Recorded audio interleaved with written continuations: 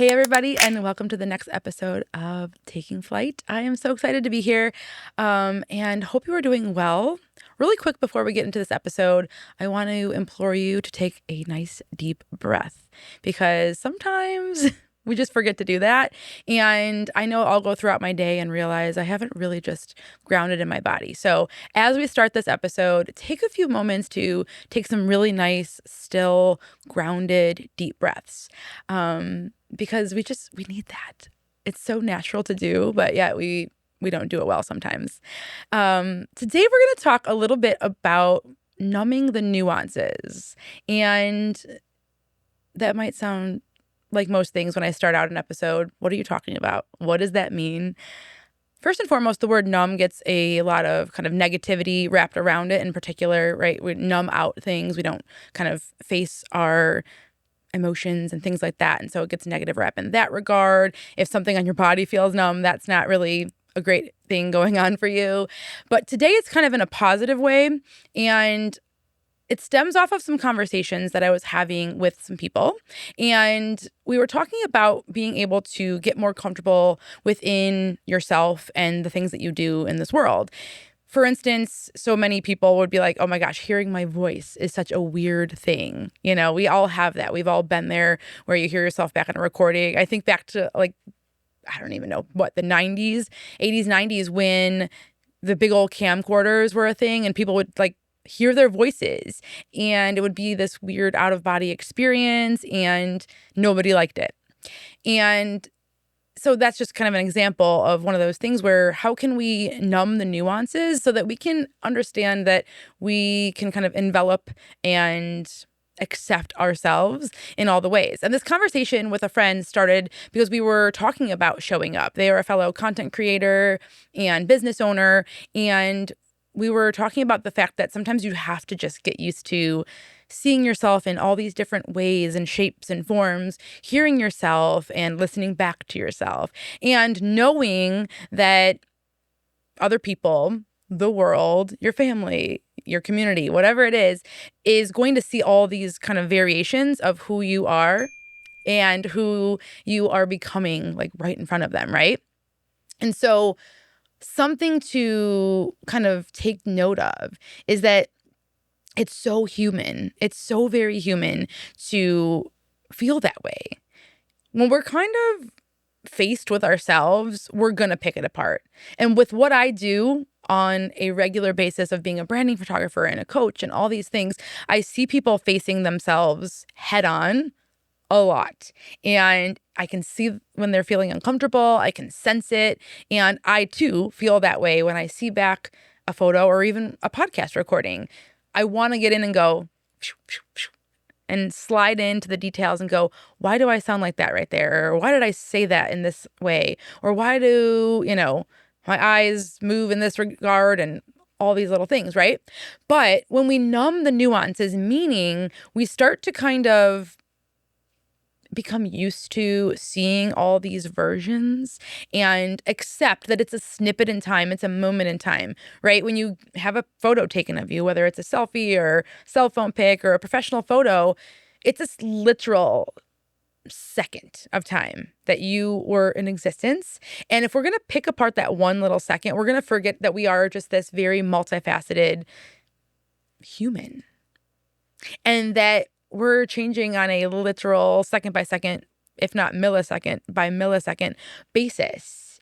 And so when we allow different ways to see ourselves and I guess stretch our boundaries within what way we look at ourselves, it can be a beautiful thing. And this conversation kind of flew into the world of dance because when you're in a dance class or even a workout class of any sort, when there's mirrors involved, you're kind of faced head on with yourself. You can't get away from it. I mean, I guess you can not really pay attention and look at, other places or people in the room, but essentially and eventually you're going to kind of have a sneak peek of yourself in motion. And this could be really kind of confronting because you're doing, movement and, maybe you're hot and sweaty and all these things are happening and you're going to want to pick yourself apart. But when you start to kind of allow the idea that this is me in motion. And hey, yeah, that's kind of what I look like on my profile. That's what I sound like when I speak with passion, or that's what, happens when I do X, Y, and Z. It becomes kind of a numbing effect in a good way, because we realize that as a whole, we are just shapeshifters. We are always moving, migrating, and in momentum, and we can accept ourselves so much more. But the thing is, to get there, for most people, the average person, they're not thinking about this in a way of growth. Whereas I'm imploring you to think about that. When you get ready in the morning, can you allow that look in the mirror, or when you're brushing your teeth, to kind of stop super analyzing and take in just all of you as what it is, right? A moving, shape-shifting, beautiful human.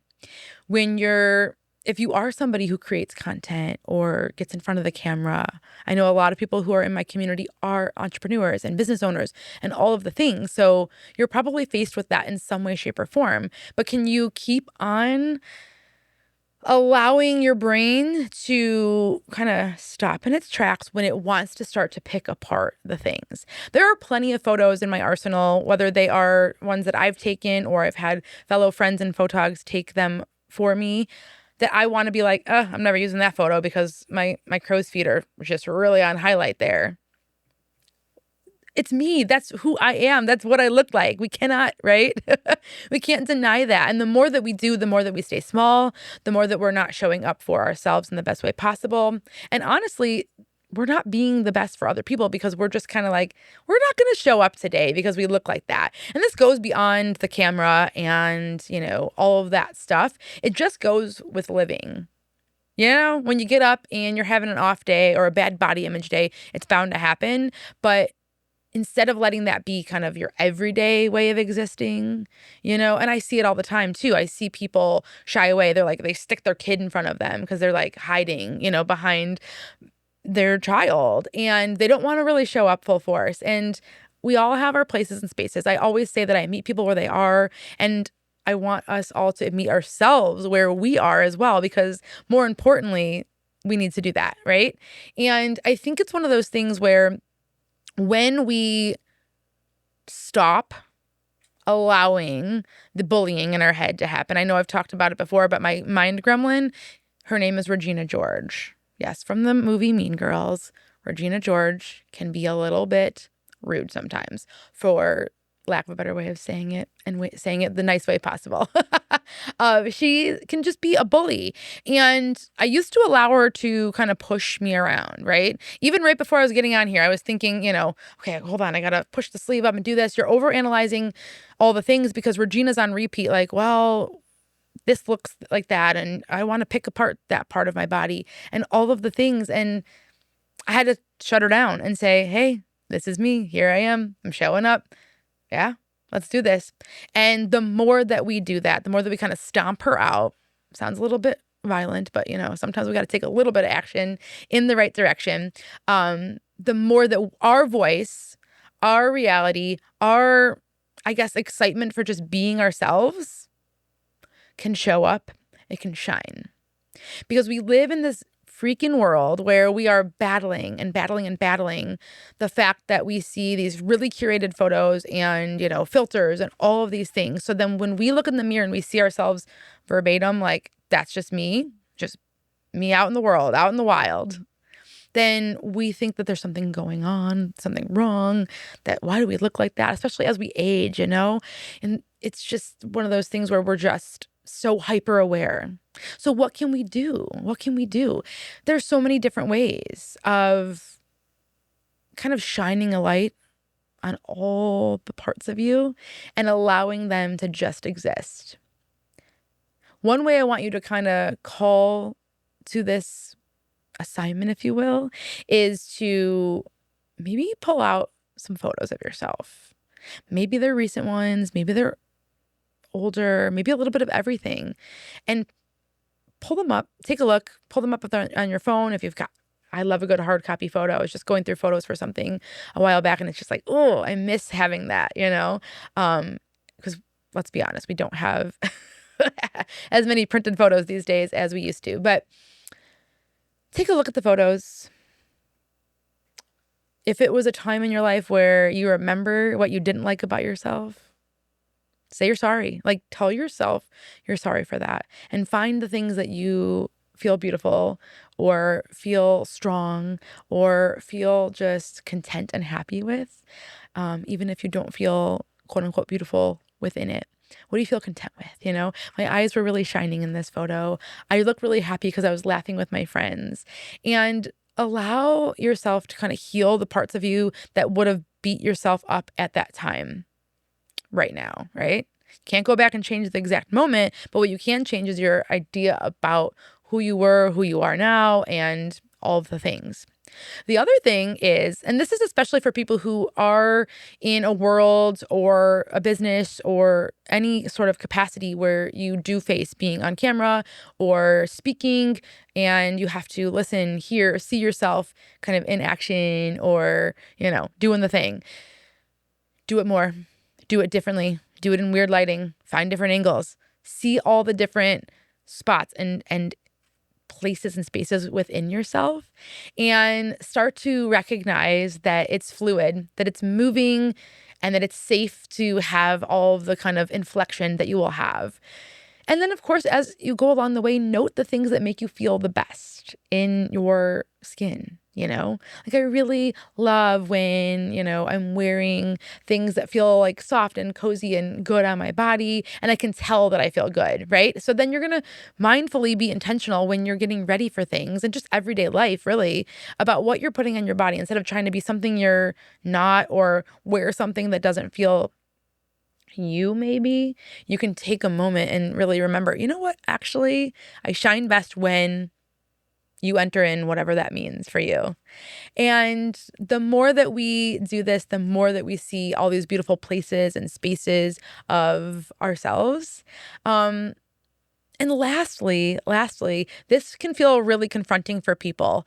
And so if you're not going to a gym or a workout class or something that has the ability to see yourself in action, do some mirror work at home. I know. You're like, okay, no, I hide the mirrors. I have no mirrors. I don't want to look in mirrors.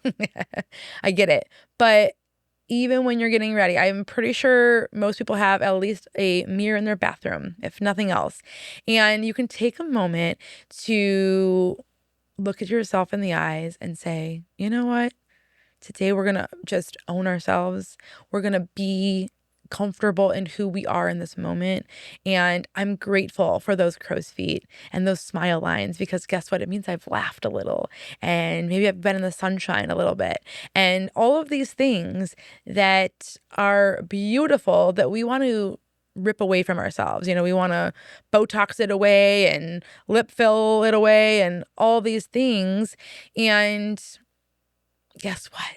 They're just real life and everybody has them. And even if we look at somebody and we don't notice all their creaks and crevices, they're there. We just look at people, and I really have this thing. It's kind of my closing thoughts here. I have this thing that I wish so badly that we could figure out a way to see ourselves from other people's brains.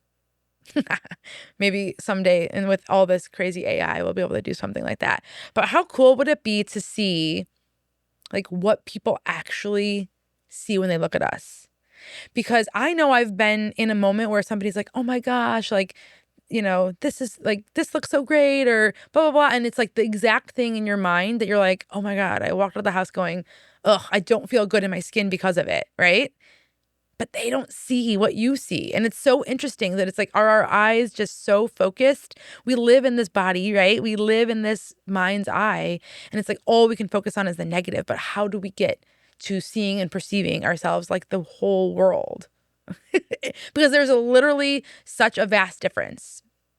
And I think it's one of those things where we may never have the answers to that. But what we can do is kind of try to trick ourselves, I suppose. I don't know how else to say that, but trick ourselves into seeing with fresh, beautiful eyes, kind of wipe away the system. It's like on a computer when you kind of factory reset, right?